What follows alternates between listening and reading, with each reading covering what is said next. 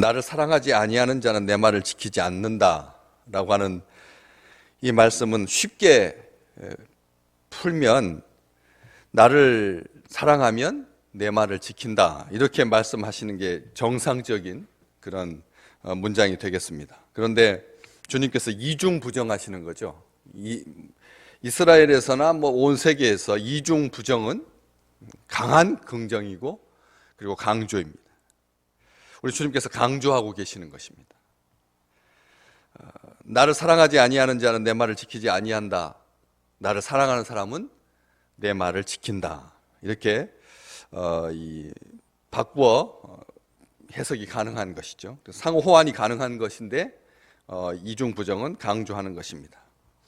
사랑하지 아니하는 사람은 내 말을 지키지 않는다. 사랑하지 않으면 상대편의 말을 지키지 않는다, 말을 듣지 않는다라고 하는 표현이 훨씬 더 좋은데, 우리가 익숙한 표현인데 우리 주님은 말씀하실 때 지키지 않는다라고 하는 표현을 썼습니다. 사랑하고 그의 말을 지키는 것, 사랑하고 지키는 것, 이 두 가지는 어떤 경우에도 반드시 결속되어 있어야지만 온전할 수가 있습니다. 사랑하면서 지키지 않으면 빼앗기게 되어 있습니다. 사랑하면서 지키지 않으면 빼앗깁니다. 주님을 사랑한다고 하면서 주님의 계명을 지키지 않으면 우리의 마음도 빼앗기고 생각도 빼앗기고, 그리고 결국에 가서는 모든 것을 빼앗기고 말죠. 성경은 그것을 처음부터 끝까지 기록합니다. 시작부터 마지막까지 사탄이, 악한 영이 하나님의 백성들의 그 마음을 자꾸 빼앗으려고, 마음을 빼앗기게 되고, 그래서 그 마음을 빼앗기면 그리고 결국은 모든 것을 빼앗기는 그런 이야기입니다. 성경은 처음부터 다 그렇게 기록되어 있습니다. 마음을 빼앗기, 에덴 동산에서부터, 그리고 주님께서 다시 오셔서 요한계시록을 통해서 우리에게 주실 영원한 나라에 이르기까지 사랑하는 자는 지키게 되어 있습니다. 사랑하는 사람은 자기의 생명뿐만 아니라 순결함, 그리고 또 그의 말로 지금 대표되어 있지만, 사랑하는 자는 지킵니다. 지키는 자는 사랑하는 자입니다. 간단합니다. 사랑하는지 안 하는지 어떻게 알 수 있느냐? 그 말을, 상대편의 말을 듣고 지키느냐 안 지키느냐로 결정나는 겁니다. 단순합니다. 그리고 분명합니다. 주님께서 주신 말씀을 지키는 자는 주님을 사랑하는 자이고, 사랑하는 자는 지키는 것을 통해서 확인할 수가 있는 것입니다. 그래서 근데 지키다라고 하는 표현은 안 지키면 빼앗긴다라는 뜻입니다. 그래서 주님의 말씀, 주님의 계명을 지키지 않으면 무엇을 빼앗깁니까? 소중한 것들을 다 빼앗기고 맙니다. 주님의 말씀을 지키지 않으면 생명을 빼앗기는 것으로 끝나는 것이 아니라 결국은 모든 것을 다 빼앗기고 말게 된다는 것이죠. 사탄은 그걸 압니다. 그걸 알기 때문에 끊임없이 우리에게 와서 정말로 그러더냐, 정말로 그러더냐, 이런 말로 유혹하고 미혹합니다. 그래서 하나님의 사랑을 의심하게 하고, 그리고 하나님의 계명을 지키지 않게 해서 결국은 망하게 하는 것이 악한 영의 본질이고 존재의 목적입니다. 악한 영은 그 일을 위해서 있는 것입니다. 그 일만이, 오늘 하루 동안 사탄이, 악한 영이 온 지구촌 가운데서, 열방 가운데서, 특별히 믿음의 사람들 가운데서 주님을 사랑한다라고 자처하는 사람들에게 하나님의 말씀이 들리지 않게 하고, 말씀이 들리지 않게 하고, 말씀을 지키지 않게 하고, 말씀을 듣지 않게 하는 거죠. 나중에 바로 이어서 나오는 말씀, 너희가 듣는 말은 내 말이 아니고 나를 보내신 아버지의 말씀이다. 이 말씀이 그 속에 다 똑같은 말씀인 것입니다. 사랑하는 사람은 듣는 자인 것이죠. 듣는 자입니다. 듣다라고 하는 말은 단순하게 귀로 듣다라고 하는 것이 아닙니다. 아시지 않습니까? 우리가 듣다라고 하는 말은 순종한다라고 하는 것을 말한다는 것을. 그렇기 때문에 하나님의 계명을 지키지 않는 사람들, 사랑하지 않는 사람들이고, 이 주님의 말씀을 듣고도 지키지 않는 자들은 일부러 못된 짓 하는, 가만히 사람들 관계에 있어서 들으라고 하는 말인데, 사랑해서 하는 말인데 듣지 않는 사람들을 가만히 보면 못된 송아지 엉덩이에 뿔나듯이 청개구리 심보를 가지고 말마다 꼬투리를 잡고 말마다 비틀고 말마다 듣지 아니하는 것을 볼 수가 있습니다. 이쪽으로 가라면 일부러 이쪽으로 가고, 위로 가라고 하면 일부러 아래로 가고, 그런 마음들, 못된 마음들이고, 또 망가지고 말겠다는 듯이, 사춘기처럼 망가지고 말겠다는 듯이 어긋나가는, 그 비뚤어지는, 하지 말라는 것만 골라서 하는 그런 이 못된 악한 본성이 사람들의 영혼에 내재되어 있는 거죠. 본성입니다. 본성입니다. 압니다. 이게 옳은 길이고 이게 바른 길이라고 하는 것을 알면서도 그 말을 하면은 하기 싫은 거죠. 좋은 길이고 의로운 길인데도 불구하고 그 말을 하면은 하기 싫은 것, 이게 아주 나쁜 본성인 것이죠. 선악과를 먹지 마라. 먹는 날에는 네가 정령 죽으리라. 주님께서 그리 말씀하셨는데 꾸역꾸역 그것에 대한 관심과 그것에 대한 반대와 그것에 대한 욕망을 계속 불태워온 것입니다. 그러니까 뱀이 와서 속삭일 때 옳거니 하고는 나와 동조자이고 내 생각을 반영한다, 나를 투사하는 것입니다. 뱀이 나쁜 게 아니라 뱀에게 자기 자신을 투사하는 것이다. 자기 자신을 반영하는 것입니다. 원래부터 듣고 싶지 않았습니다. 다 모든 것을 다 하고 싶었던 거죠. 그렇기 때문에 동산의 중앙에 있는 선을 알게 하는 나무의 열매와 그리고 생명을 가져다주는 그 생명나무 열매를 두면서도 마음속에 그런 악한 본성을 가지고 거역하고자 하고 듣지 않고자 하는 마음들이 있었다는 것이죠. 그러면서 누군가가 딱 하나만 던져주면 마치 그것이 하나님의 계시이냐, 자기 본성인데, 자기 욕망인데, 자기 하고 싶었던 일인데 옆에서 하나만 딱 던져주면 그건 그렇지?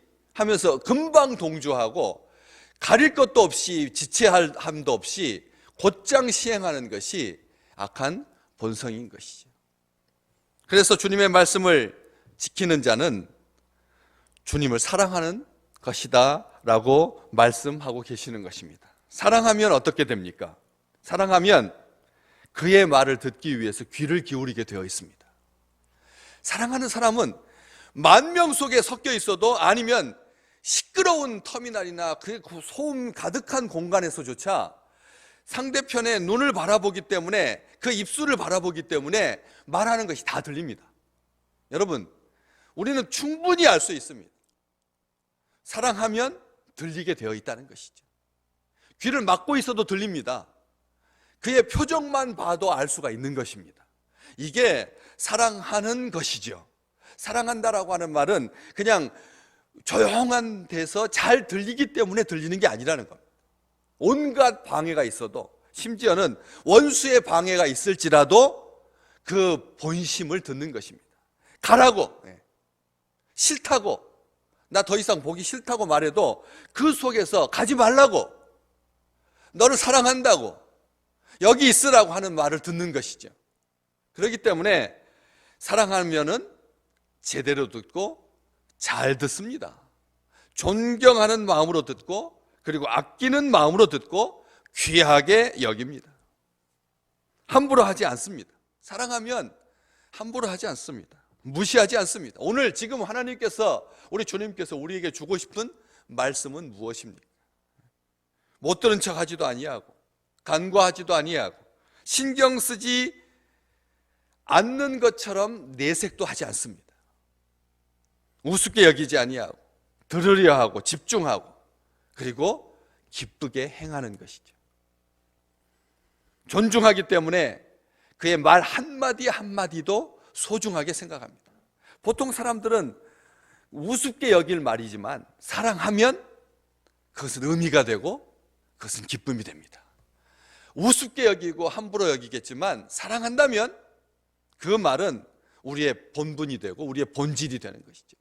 작은 것 하나도 놓치지 않기 위해서 귀를 쫑긋 세우고 생각뿐만 아니라 마음까지도 그를 향해 있는, 외면하지 아니하고 그렇게 바라보는 것, 듣는 것이 사랑하는 자가 지킨다라고 하는 그런 말의 뜻인 것이죠. 신명기 5장 우리는 너무나 많이 들었습니다. 나를 사랑하고 내 계명을 지키는 자에게 천대까지 은혜를 베푸느니라.